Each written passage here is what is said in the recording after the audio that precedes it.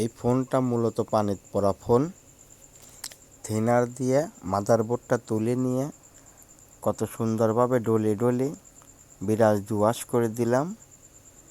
এখন আবার hot gun দিয়ে হিট দিচ্ছি, দেখতেই পাচ্ছেন। পানিত পড়া ফোন একটা ঝামেলা ফোন, পরিশ্রম অনেক কিন্তু মূল্য কম। তো দর্শক, আমি কত সুন্দরভাবে ওয়াশ করে হট গান 350 রেখে হিট দিয়ে দিছি। ভিডিওটা শেষ পর্যন্ত দেখতে থাকুন। আবার ফোনের সাথে মাদারবোর্ডটা লাগাই দিলাম, দেখতেই পাচ্ছেন।